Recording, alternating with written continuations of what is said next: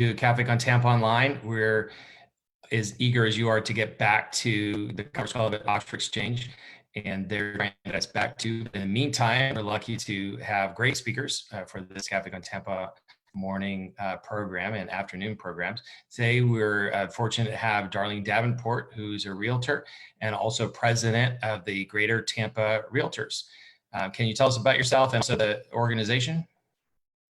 Good morning, Bill. Thank you for having me today, and thank you for all that you're doing during this crisis. Little about me, 2020 president of Greater Tampa Realtors Association. And wow, what a challenge it's been to work through this in our industry today.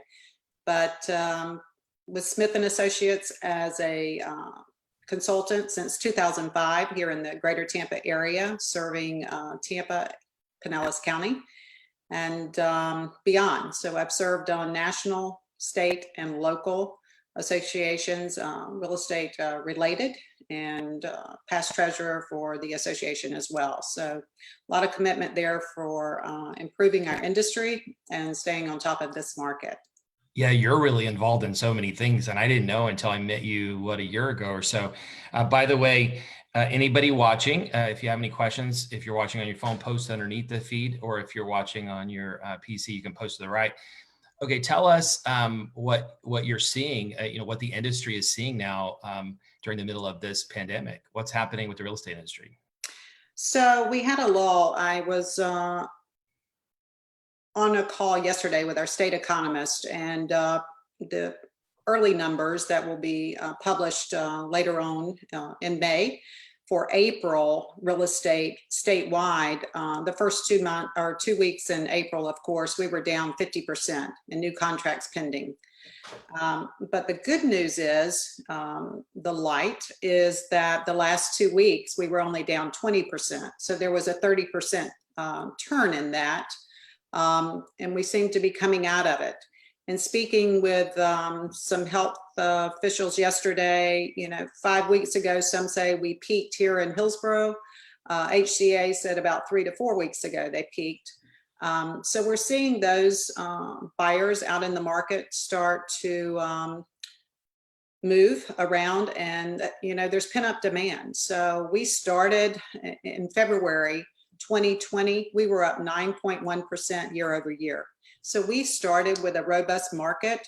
Tampa Bay was, touted as, a city that would be one of those energizing cities in 2020. So we saw that energy coming to the market January, February. Our season really truly begins late February, March, and that runs through September. So this has come to us in a time that is our true season, like many areas and many businesses, the tourism, everything else. But we've continued to do business through the hurdles of financing. There's an underlying issue there, and we lost some liquidity in the financial markets, which we saw raise its hand in mortgage financing, jumbo, all the way down to FHA. What we're seeing today is that up to 600,000 market, very energized, and that is inclusive of a lot of first-time home buyers. Had a meeting yesterday with mortgage lenders to get their take on where they were, touted the same. It's a lot of first-time home buyers, but that market for the upper tier, as we call it, is certainly there as well. Those buyers and sellers are just a little bit more cautious. They need that consumer confidence to step out and get into the market, or step out and put their home on the market. They're ready, they're waiting, but they want that sense of comfort that everything's going to be safe for them to do so. So you said you had the conversation with lenders yesterday. You're not seeing the credit dry up yet, right? It's not drying up. There's been the underlying with liquidity hit hard 3 weeks ago. And there were deals that were at the closing table falling apart.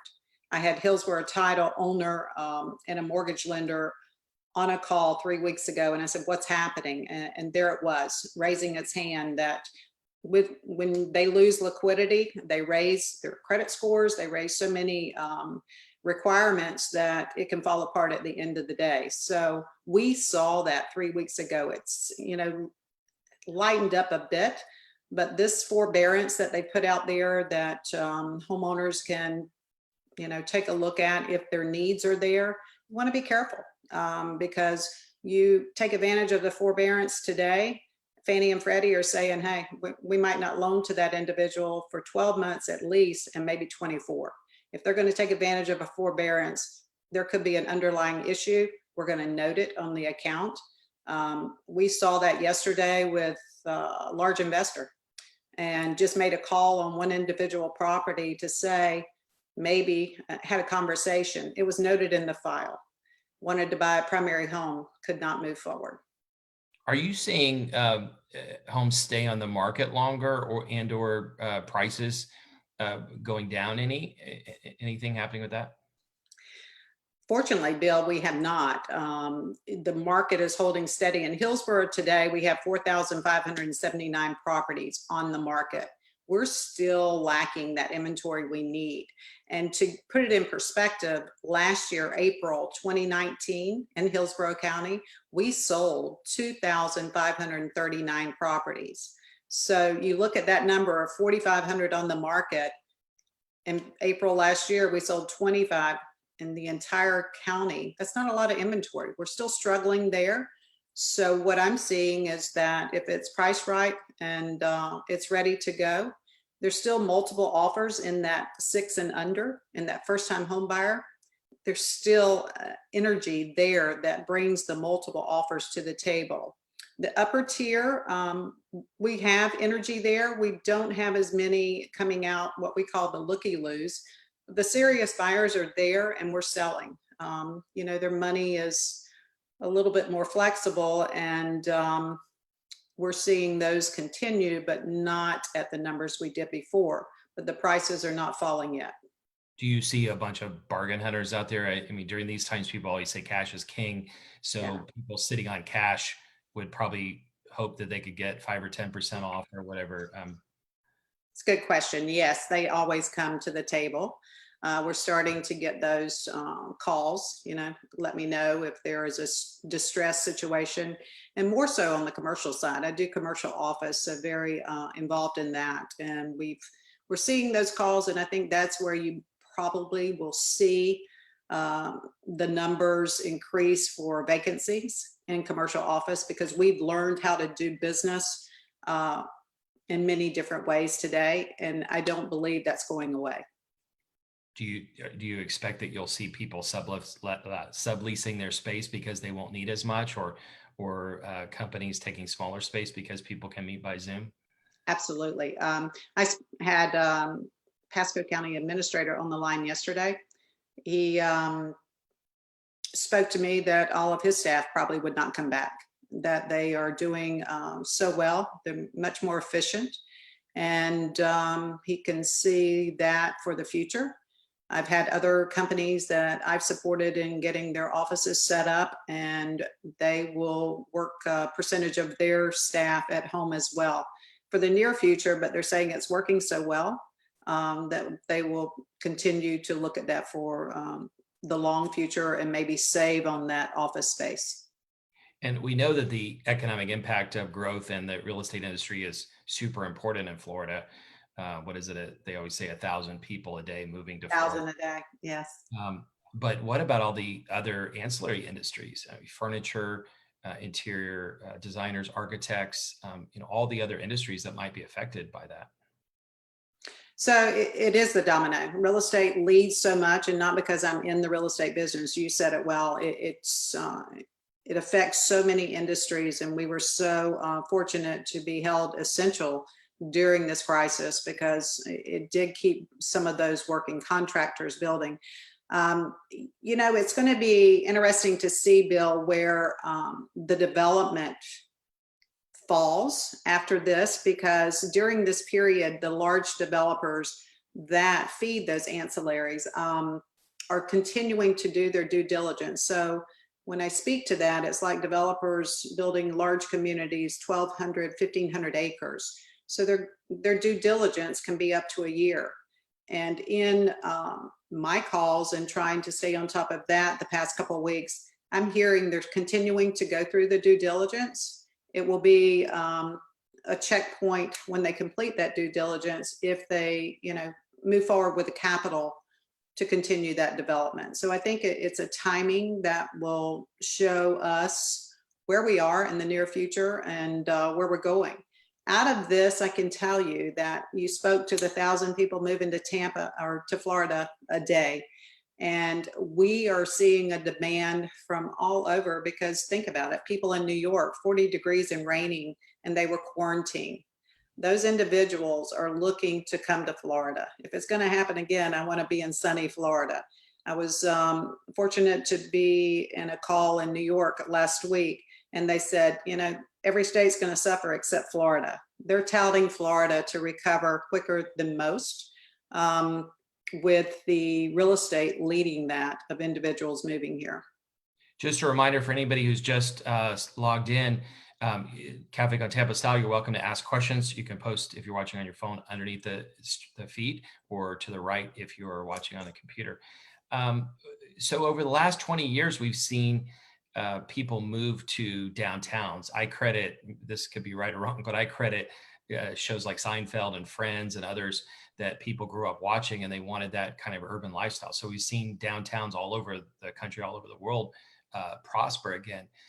One of the questions that's been posed to me is because of the close contact of downtowns and dense areas, will that change buying habits at all? Any industry chatter about that? Yes, very much so. And we're seeing some of that. We're seeing some of those apartment tenants come into the market, and that has energized the first-time home buyer, not only in Florida. I'm hearing it from other states as well. So they're wanting to step out. I think as we've all gone through this, we've realized a different lifestyle. We've realized maybe what's important. I think we'll all come out of this differently. And that right there is one difference we're already seeing, and I think we'll see much more. I think Tampa still has so much to offer. The walkability, everything, the infrastructure we're putting into place has certainly branded Tampa. And I think that energy will continue around the surrounding downtown. But I can say other cities, they're seeing a rush to get out of that dense population. Are you seeing any changes in the processes? Like, are people going to a physical closing table? Are they doing virtual closings? How is all that working in this pandemic? So in January 2020, we passed the e-notarization act for closings. So, we had resources in place as Zoom and all of this today. We had e-closings in place. We were not utilizing that. So yes, you can do a full closing today, not completely on commercial. They're not that comfortable yet with a commercial e-closing with mortgage tied to it.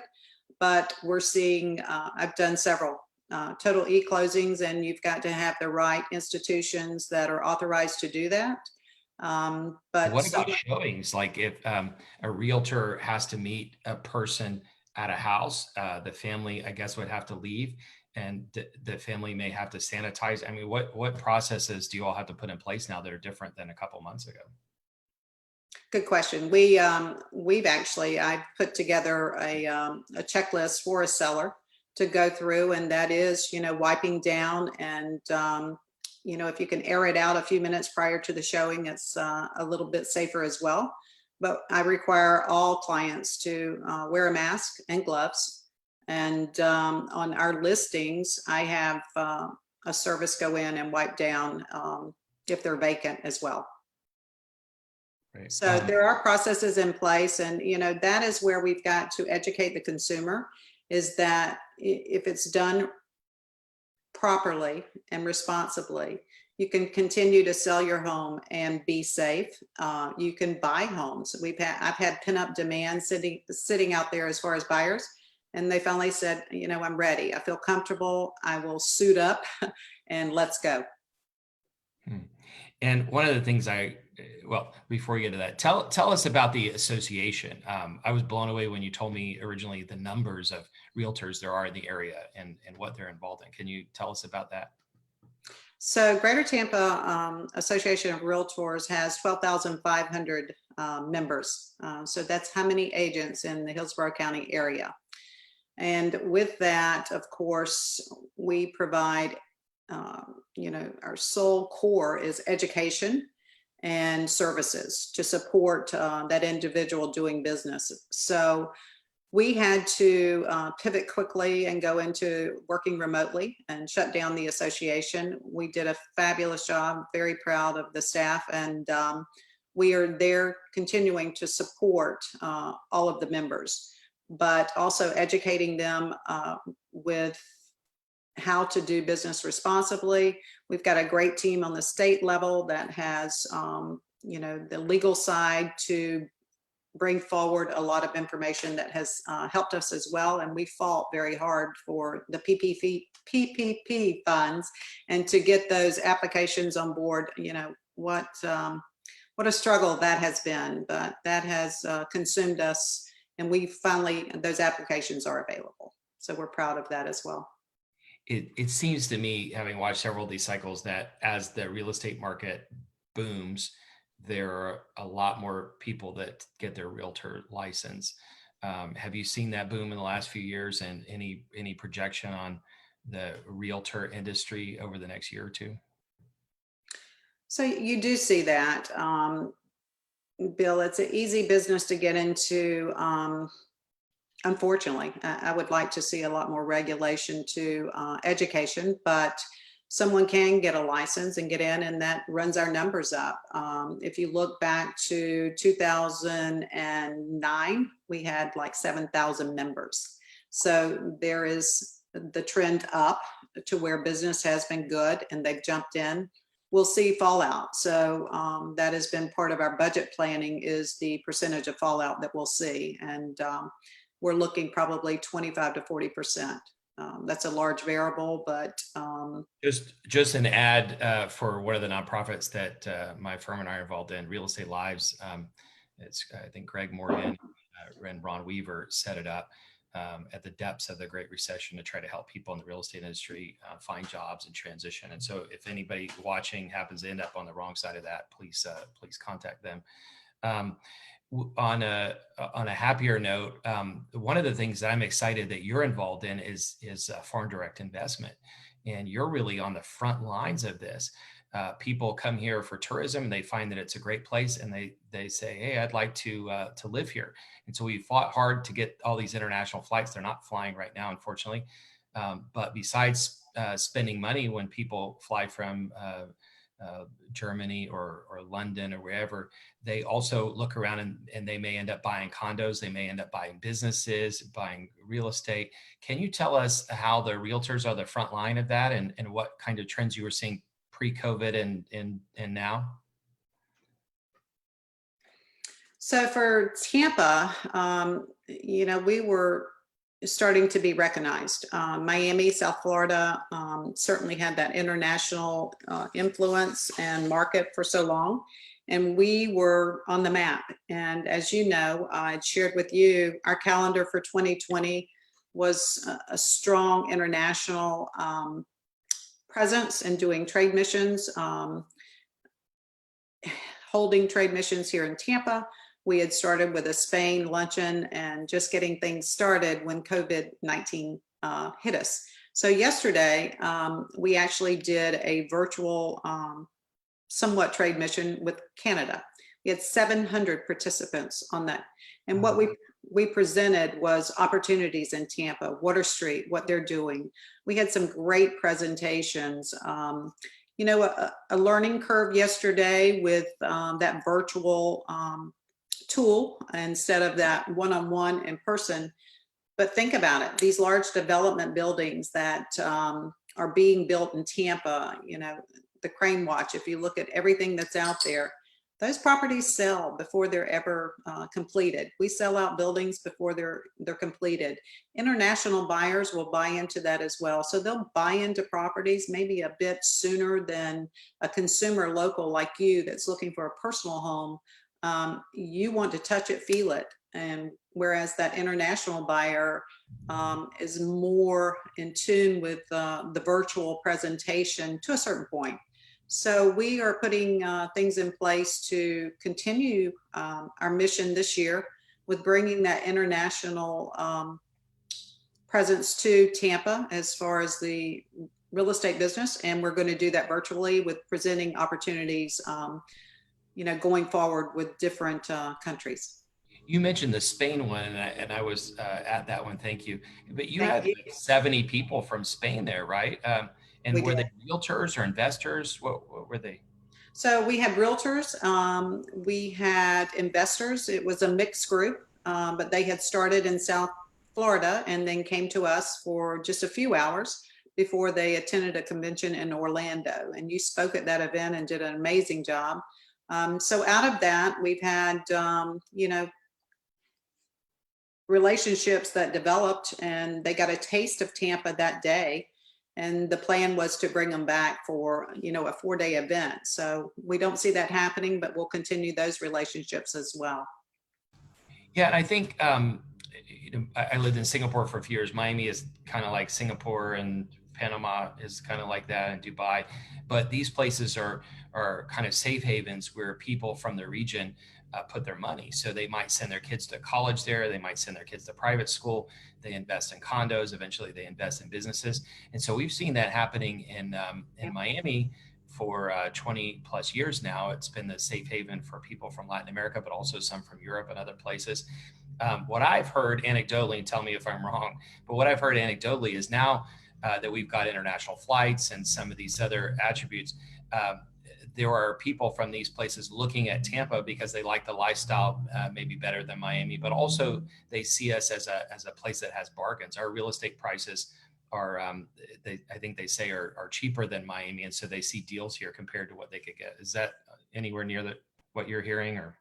Absolutely spot on. So our pricing versus Orlando, Mickey Mouse, so many know, and South Florida, we're much more affordable. So they do see that opportunity, and we're just now being recognized. We struggled with an identity in Tampa, and on this side, that people just did not know. I was in a meeting last year in Chicago, and it said name cities in Florida. And this was a commercial group. It was Miami and Orlando. Tampa wasn't recognized. And then we presented on Tampa, and it was an eye opener. So we are just coming in, and people see that opportunity. And how are people able to get financing? Miami has built in the last 20 years a great service sector of attorneys and accountants and bankers and others that can service these folks. A billionaire in Latin America can typically call an affiliate of their bank and say, "Hey, can you give me a mortgage because you know me in my home country?" Do we have any of that here? And do you have to work with suppliers in Miami, or do we have the infrastructure here?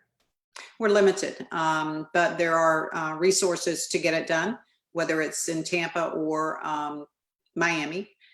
But it depends on the individual and where and what direction they're trying to go, and what means they have to go there. So there are a couple of institutions in Tampa that you can work with the right individual. So each and every scenario is different, Bill, that you have to be as a professional to understand the situation and to reach out for the resource. But whether it's Miami or here, the opportunity is still there, and we can get it done. We need to build on that truth, but the resource is there today. By the way, again, for anybody logging on just now, please post a question underneath or to the right of the video feed if you have any questions, Catholic on Tampa Style. We've got about 5 more minutes. Let me ask you, so if a wealthy individual from another country comes here and buys a condo, how do we as a community embrace that person, help them feel welcome, and also network them through all the other channels? I mean, typically, they're of the top 20 or 30 families in the places that they live. And a lot of times these families have diverse holdings, big conglomerates, and they could buy or invest in companies, startups, and other kinds of companies here. One of the things I say is, imagine if we had 5 or 6 Jeff Vinnicks or Daryl Shaws or others like that. What could we do? How do we make the connections as a community to make sure that we, first of all, welcome folks, but then take full advantage of the opportunity? That's a good question. And a lot of those individuals will come here and invest in commercial first. So they might invest in a small business or a warehouse or, what I say, put their toe in the sand. And that is where that develops into the residential and it ties them into the community. So we see more of that than we do starting with a residential condo and moving on. I think as we grow, we're seeing more investment into the condo from international influence, especially in the Pinellas market. So with that, there is a need, I'm sure, to embrace that and engage it. But there's many different affiliated associations that represent many cultures. And we've tried to bring those into our association so that we can understand how they network and go about. So it's everybody coming together and bringing them in this year with those relationships has brought a wealth of knowledge to us and a wealth of connection. So I think that is something that we're still continuing to work on and can do much better. What countries have you seen people coming from? You mentioned Spain, which is one that we don't have nonstop flights to. Are there, what are the countries that people are coming to, or where they're showing the most interest, or where you think there's the most opportunity? Canada still leads in percentages, and we saw that again yesterday. We had Lennar Corp on that call as well, and they touted the numbers. So that is leading the percentages of buyers in our market. I'm still working on that component as well, Bill, because we don't have the resource to truly understand where each and every buyer is coming from. So it can't be done on our level because of the transactional process. If we could get the title companies on board to document this better, I think we'd have a better understanding of where each and every one is coming from. We do it because we're involved in development sales at our brokerage and do a fine job there trying to track it. But as a whole, in this industry, we don't have a handle on that yet. But we do see Spain, and we've got the UK with a strong presence as well. And we've had others that have come in looking to invest in Tampa. So we're just starting those relationships. And again, I think Tampa's in its infancy, that people have recognized us, and they were just starting to come. My last question, unless anybody watching has a question. You said that in Tampa anyway, the front end of these international investments often is commercial. What are they investing in? Is it vertical integration? Is it a affiliated industry? Is it a sales office, distribution office? Is there any pattern to that? There's really not a pattern. That's a very good question, because I've tried to look at that pattern. Some import export, of course. Warehouse is big with them, and that is certainly a good business to be in today. You see all the warehousing between here and Orlando on I-4, but it's kind of spread across the board that they will embed. They're looking for opportunity. And it's each and every individual, just like here, an investor who has some knowledge into a certain entity that they feel comfortable enough to move forward and invest. Well, thank you very much. And especially thank you for getting up so early in the morning, quote unquote. Normally Café on Tampa is at 8 a.m., which always feels early to me. But in this time of stay at home, 8 a.m. feels especially early. So probably a lot of people will be watching this after the fact. Any final thoughts or words or suggestions? I think we come together as we have. It's been humbling to see how Tampa has come together as a whole, but consumer confidence, that's what I'm hearing so often each and every day through all of my calls, is that we've got to build that consumer confidence of how we go forward and come out of this. And I truly believe Tampa will come out of it sooner than later. But I also want to say thank you to all that you do. You are involved in so much here in Tampa and do a fabulous job in trying to keep us all informed, but involved in so much as well. Thank you so much. And thanks to everybody who's watching. Please continue to watch all of our shows. If you missed any of them, they're on our YouTube channel, Café con Tampa, and look forward to hopefully seeing you all in person soon. Thanks a lot. Thank you.